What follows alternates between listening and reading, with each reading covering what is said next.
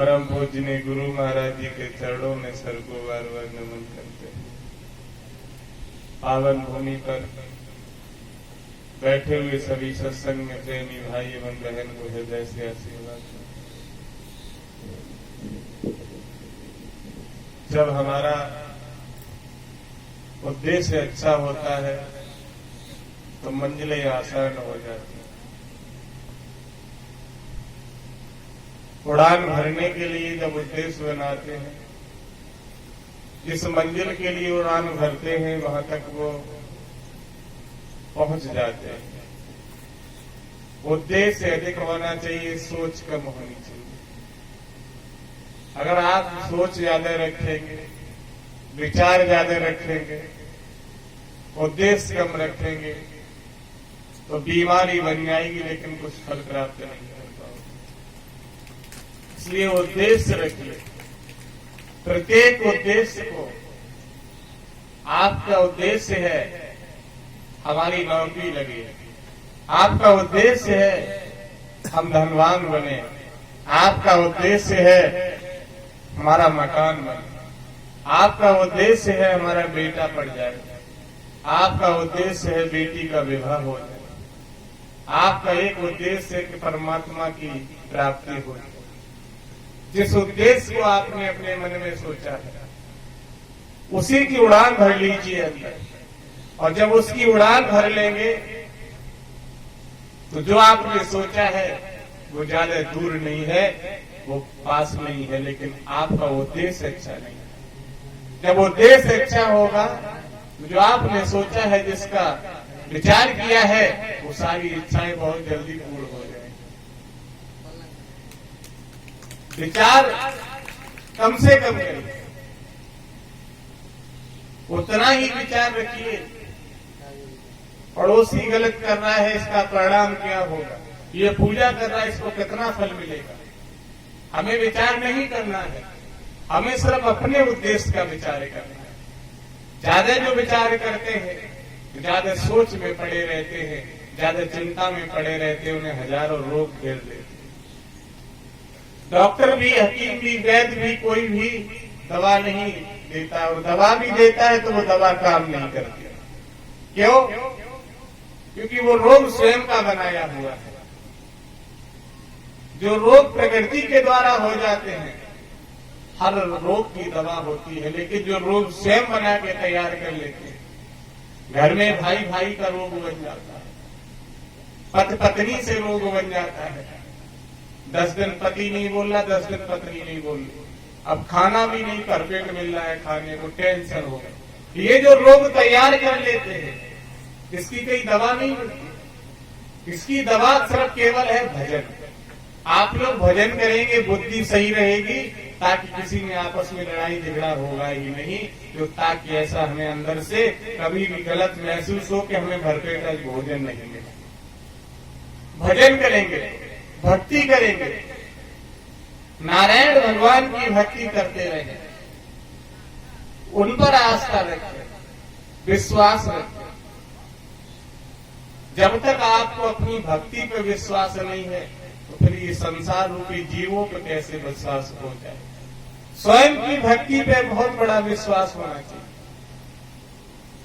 ये कार्य होगा तो आप मुख से अगर कह देंगे कि होगा तो अवश्य होगा, उसे कोई रोक नहीं सकता। लेकिन आपको भरोसा अपनी भक्ति पर होना चाहिए। आपने कहा कि आप ठीक हो जाएंगे तो वो ठीक हो जाएगा, लेकिन कब? जब आपको अपनी भक्ति पे भरोसा होगा तो अवश्य ठीक हो जाएगा। आपको इतना भी भरोसा नहीं है कि हम भी ठीक होंगे कि नहीं होंगे, स्वयं के रोग के लिए भरोसा नहीं है। कहीं जाते हो तो भरोसा करके जाइए। डॉक्टर के पास भी अगर आप जाएंगे और डॉक्टर के पास जाके अगर भरोसा नहीं हुआ तो वो दवा भी काम करने वाली नहीं है।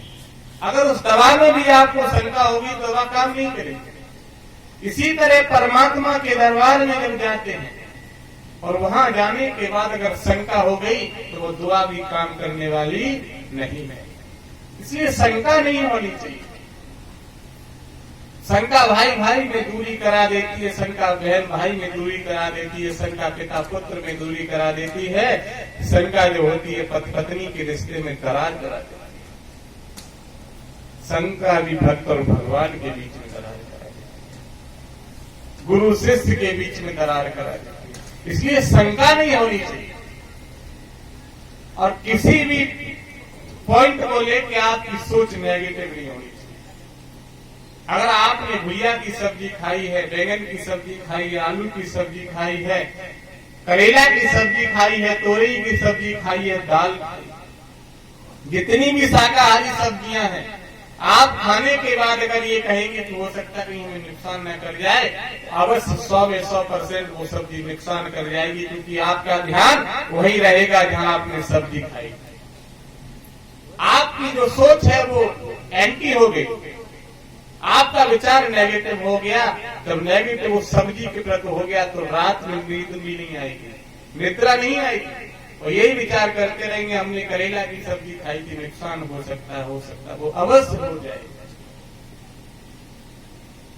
इसलिए जो भी खाना है भरपेट के खाइए, परमात्मा पर भरोसा रखिए। अगर कहीं जा रहे हो और रास्ता भी ये विचार के पता नहीं पहुंचेंगे या नहीं तो सोचो ही मत, अवश्य पहुंचोगे। गुरु जी के पास जा रहे, दर्शन होंगे या नहीं होंगे? दर्शन अवश्य होंगे। अगर नेगेटिव थिंकिंग हो जाएगी तो गुरु जी गेट पर भी खड़े होंगे, लेकिन जब तक तुम आओगे तब तक वो भीतर घुस जाएंगे, दर्शन नहीं होंगे। विचार नेगेटिव मत लाइए, घर से निकलिए तो अवश्य दर्शन होगा, माँ का दर्शन अवश्य होगा, सत्संग हमें सुनने को अवश्य मिलेगा, क्योंकि हम इस उद्देश्य से ही निकलेंगे। वो उद्देश्य हमारा अवश्य पूरा होगा। हमारा विचार कभी नेगेटिव नहीं होना चाहिए। सामने कोई आपके बंदूक लेके मारने के लिए खड़ा है, और अगर आपने सोच लिया कि हमें मार देगा तो अवश्य मार देगा। अगर आपने ये सोच लिया कि हमें मार देगा, क्योंकि आपकी थिंकिंग वो ही हो जाएगी, अंदर से गलत फहमी हो जाएगी। वो बंदूक लेके खड़ा हुआ है, आप जाके उससे उसी प्रकार की वार्तालाप करेंगे, क्योंकि आपकी गलत थिंकिंग हो गई कि हमें मार देगा, तो आप भी सोचेंगे हम भी इसके साथ कुछ करें। गलत थिंकिंग नहीं होनी चाहिए। अगर आपकी गलत थिंकिंग नहीं होगी तो उसका राउंड भी फेल हो जाएगा, बंदूक भी फेल हो जाएगी। जाको राके साइयां मार सके ना कोई, बाल ना मांगा कर सके चाहे जगह। बंदूक चलने के बाद भी आपको गोली नहीं लगेगी, अगर आपकी थिंकिंग ठीक हो। संसार में 90% प्राणी इसी वजह से परेशान है जिसकी थिंकिंग गलत है। वो परेशान भाग रहे हैं, उनकी थिंकिंग गलत हो गई। हम सोच विचार अगर हम भी नेगेटिव करें, हमारे जितने भी शिष्य लोग हैं, जितने भी भक्त लोग हैं, जितने भी प्रेमी जहां से भी है, अगर वो दान इकट्ठा करते हैं, हम सोच उनकी गलत थिंकिंग करने के इन्होंने इसमें कुछ बचा लिया होगा, तो हम कभी भी सुखी नहीं रह सकते, क्योंकि हमारी थिंकिंग गलत है। हमने उनके पॉजिटिव पॉइंट को नहीं पकड़ा, हमने उनके नेगेटिव पॉइंट को पकड़ा। हमने आपके अंदर की अच्छाई को नहीं ढूंढा, आपके अंदर की पहले बुराई को ली। हम कभी भी सुखी नहीं रह सकते, और कभी भी हम शांति हमें प्राप्त नहीं हो सकती, अशांति हमारे जीवन में रहेगी।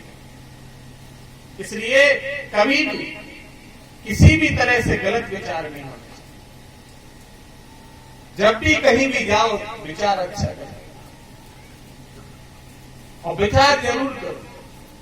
बिना विचारे जो करे सो पाछे पछताए, काम बिगाड़े आप लो जग में हो ऐसाए, जग में हो ऐसाए, और चित्त में चैन न पावे, खान पान सम्मान सब में गुरु दिखावे। विचार करो, लेकिन उतना विचार करो जितना उस लायक है। काम आपका 2 घंटे का और 4 घंटे अगर आप विचार करते रहेंगे तो आप कभी भी शांति नहीं पाएंगे। सत्संग में आने के बाद घर से जैसे निकलते हैं, अंगुली में दर्द है, पेट में दर्द है, तमाम बीमारियां हैं, कैंसर है, पथरी है, किसी सर्वे भवन्तु सुखिनः।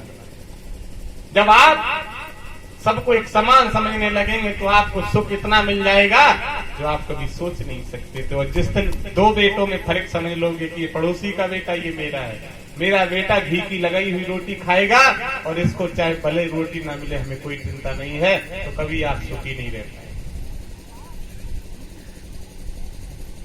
जिस दिन उस दोनों बेटों के लिए सोच बराबर हो जाएगी, जिस दिन सारी संगत के लिए सोच बराबर हो जाएगी, उस दिन आप भी हमारी तरह इसी मंच पर और ऐसे ही माइक से सत्संग बोलना सीख जाओगे और पूरे ब्रह्मांड में आप भी सत्संग बोलोगे, जिस दिन आप लोगों का विचार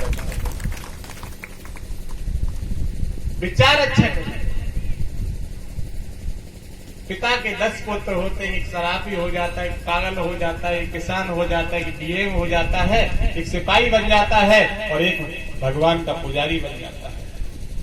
लेकिन सबकी अगर सनौत लिखी जाएगी तो नाम एक ही पिता का आएगा। सबके नाम के आगे एक ही पिता होगा। दान भी करो तो गलत थिंकिंग से ना करो। 1 रुपए का दान करो लेकिन उसे अच्छे भाव से करो, वो दान का फल आपको प्राप्त हो। अगर